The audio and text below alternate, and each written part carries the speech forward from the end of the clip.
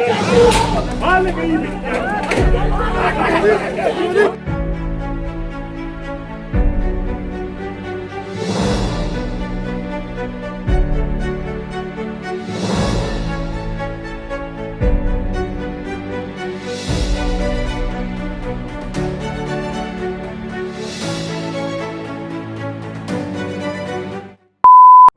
दिनों सुल्तानपुर के अखंड नगर थाना क्षेत्र में जो मारपीट हुई थी, घर में घुसकर मारपीट हुई थी और तमाम चीज़ों के आरोप लगे थे।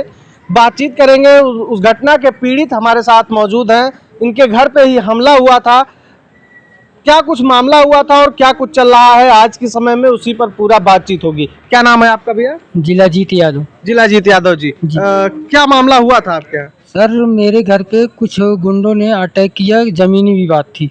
कौन थे वो गुंडे? वो गुंडे राणा अजीत सिंह भिजवाए थे और वो खुद भी आके घर के पीछे खड़े थे। वो किसी पार्टी के हैं जी, पूर्व मंत्री थे।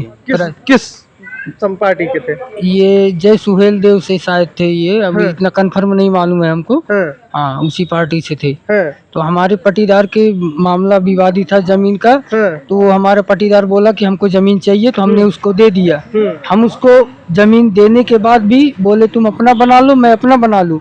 जब मैं अपना बनाने जा रहा था तो उसने बोला नहीं, पहला मेरे हमारा बन जाएगा तब तुम बनाना। तो हम नहीं माने। इसी वजह से वो जो हमारा पटीदार था, मंत्री जी के घर पे गाड़ी चलाता है, उसी की वजह से उन्होंने गुंडा भेजे और हम लोगों को घर पे गोली चलवाई। गोली भी चली? हाँ, गोली भी चली। मेरे भाई के लड़के को गोली लगी है। हाँ। तो अभी उसमें क्या दिक्कत अब क्या आ रही? पुलिस तो कार्रवाई कर चुकी थी उस समय। हमारे सुल्तानपुर से कप्तान साहब ने कार्रवाई जो की है बहुत अच्छा किया था। ये हमारा केस जो था ट्रांसफर करवा दिए फैजाबाद में। किसने ट्रांसफर करवा दिया? राणा अजीत सिंह। मतलब उन्होंने आपका केस जो चल रहा था सुल्तानपुर में उसको फैजाबाद ट्रांसफर करा दिया। उससे क्या आपको दिक्कत हो रही? फैजाबाद में तो और निष्पक्ष जांच होगी। सर वहीं से तो नहीं आ रही है, वहीं से तो जितने लोग पकड़े गए थे उस केस में सभी लोग छूट गए वहीं से। सब लोग को छोड़ दिया जा रहा है? हाँ, वहीं से छोड़ दिया जा रहा है। संजय मौर्य विवेचना कर रहे हैं। अरे तो कोर्ट छोड़ रहा होगा ना? अब वो हम नहीं जानते सर कौन छोड़ रहा कौन नहीं, लेकिन जब से वो विवेचना हाथ में लिए तब से सभी लोग छूट गए। और ऊपर से मारने की धमकी, कल या परसों की बात है, इनको भेजा था फैजाबाद। 28 तारीख से मैं फैजाबाद से आ रहा था उनसे डीआईजी साहब से मिलकर। अकबरपुर में चौक के आगे हमको 4 लोग रुकाए। उसके बाद बोले कि गाड़ी पे बैठो, मैं नहीं बैठा। हमको मारे पीटे और बोले कि वहाँ का वीडियो कौन बनाया था। मैं बोला कि मैं नहीं जानता। बोले मादर वाले राजनीति ज्यादा करता है तू। उसके बाद हमको लात से मारे पेट में। उसके बाद बोले अगर आगे और कोई कार्रवाई करने की कोशिश करोगे तो जान से मार डालेंगे। सब धमकी दे रहे हैं? हाँ, बार बार। और वो सब छूट गए हैं? सब छूट गए हैं। तो अभी आपने कोई शिकायत की इस बात की? जी सर, अपने जिले में पूरा शिकायत कर डाली, फिर फैजाबाद में। और जिसके ऊपर इनाम रखा गया था 25-25 हजार का, वो लोग तो अभी पकड़े ही नहीं गए हैं। इनामिया थे वो पकड़े ही नहीं गए हैं। अब हम इस पे क्या करें, कहाँ दौड़े? हम ऐसे भटक रहे हैं, क्या करें हम? योगी जी से मिले कि नहीं? योगी जी के पास में वहाँ पे एप्लीकेशन लगाया था, वहाँ भी कुछ नहीं सुनवाई हुई। बड़े अधिकारियों से किसी से शिकायत की? बड़े अधिकारी से वहाँ पे फैजाबाद इनको भेजे थे, तो इनका FIR जो एप्लीकेशन डाले थे उसका कोई जवाब ही नहीं दे रहे हैं। हमको ये बोला गया कि जैसे मैं 7 तारीख को एप्लीकेशन डाला था DIG ऑफिस फैजाबाद, वहाँ से हमको कोई जानकारी नहीं मिली। उसके बाद 28 तारीख को हमने फिर डाली एप्लीकेशन, तो DIG साहब मिले। तो उनके साथ में वो बड़े बाबू जो रहते हैं, तो DIG साहब ने बोले एक भी और एप्लीकेशन डाले थे। मैं बोला हाँ सर डाला था 7 तारीख को। बोले उसका एप्लीकेशन कहाँ लाओ? तो बड़ी बाबू ने साथ चले एप्लीकेशन लाने।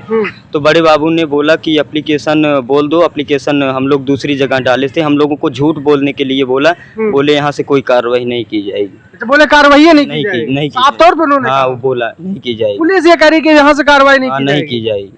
बोल दो कि यहाँ से फार्म नहीं मिल रहा है तुम्हारा। मतलब एप्लीकेशन जो आप दिए थे वो मिल ही नहीं रहा है? बोल दो। हाँ, बोल दो नहीं मिल रहा है एप्लीकेशन। तो ये बुलवाया जा रहा है आपसे कि आप बोल दो कि नहीं दिए, मिला हमको एप्लीकेशन। तो आप आज यहाँ लखनऊ में हैं, तो आपको क्या लग रहा है किसके पास आप आए थे? हम माननीय राष्ट्रीय अध्यक्ष अखिलेश जी के पास आए थे, और आज वो है भी नहीं। फिर हमको घर वापस अब जाना पड़ेगा, मुलाकात नहीं हुई। मैं यही गुजारिश करना चाहता हूँ, एक बार हमारी बात को संज्ञान में अपने लें और इस चीज पे थोड़ा ध्यान दें, कार्रवाई करवा दी। अच्छा, जब आपके घर पे हमला हुआ था कितने लोग थे वो सब? वो सब 30 से 35 लोग थे। हाँ, उसमें कुछ लोग जो राणा अजीत के साथ में खड़े थे वो पीछे खड़े थे, 8-10 लोग, और 20-25 लोग आगे आ गए ये लोग लड़ाई करने के लिए। तो वो सब उन्हीं के आदमी थे? सब उन्हीं के आदमी थे। कोई जौनपुर, कोई यहाँ थाना, ऐसे दूर से सभी बुलाए गए थे। तो दूर दूर से बुला के, मतलब गुंडे बुला के हमला करवाया गया। और जितने लोग पकड़े गए थे इसमें, चारू निगम मैडम जितने लोगों को पकड़ी थी उसमें सभी लोगों ने जवाब दिया कि राणा अजीत के लड़के अभिजीत सिंह ने ही बुलवाया था मारपीट करने के लिए, पैसे दिए गए थे हमको। वो लोग खुद बोले हैं मीडिया पे। अब आपका केस कमजोर करने के लिए उसको फैजाबाद ट्रांसफर करा? जी। तो ये उत्तर प्रदेश में आलम है, घटनाएं होती हैं, गुंडे बुलाकर घर पे हमला किया जाता है, गोली चलाई जाती है, इनके परिजनों को गोली लगती है, FIR दर्ज होता है, कार्रवाई शुरू होती है। जो पीड़ित थे वो संतुष्ट थे कि सुल्तानपुर में जो कार्रवाई हो रही थी वो ठीक थी, और जो आरोपी थे वो पकड़े जा रहे थे। लेकिन पैसा और पावर और सत्ता का जो हनक होता है वो इस तरीके से आज हावी है कि किसी भी मामले को अब उसको अयोध्या में, फैजाबाद में ट्रांसफर करा लिया गया है। उसके बाद एक एक करके सभी लोग छोड़ दिए जा रहे हैं, हम लोग छूट जा रहे हैं। अब वो कोर्ट से छूट रहे हैं या कैसे छूट रहे हैं ये तो कानून जाने और प्रशासन जाने, लेकिन इन पीड़ितों का फिर से आरोप है कि अब वो लोग फिर से धमकी दे रहे हैं।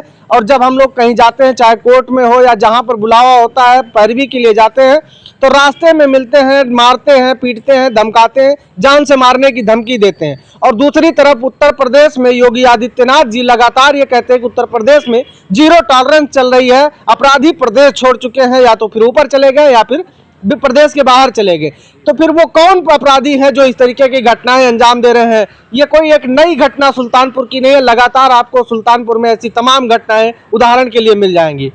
मौजूदा समय की बात करें तो आज जो हंगामा बरपा है पूरे प्रदेश में, चाहे वो गाजीपुर का मसला हो, चाहे वो प्रतापगढ़ का मामला हो, चाहे वो हरदोई का मामला हो, चाहे वो फतेहपुर का मामला हो, हर जगह पुलिस प्रशासन का ये रवैया ये बता रहा है कि क्या उत्तर प्रदेश में योगी आदित्यनाथ सिर्फ नाम के मुख्यमंत्री हैं, नौकरशाही इतना हावी है कि वो अपने मनमर्जी के प्रदेश चला रही है और तमाम पिछड़े दलितों और अल्पसंख्यकों पर कह लीजिए अत्याचार कर रही है।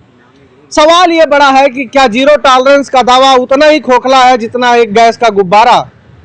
अगर है तो ये जमीन पर क्या है, अगर नहीं है तो इस तरीके की घटनाएं कैसे हो रही हैं?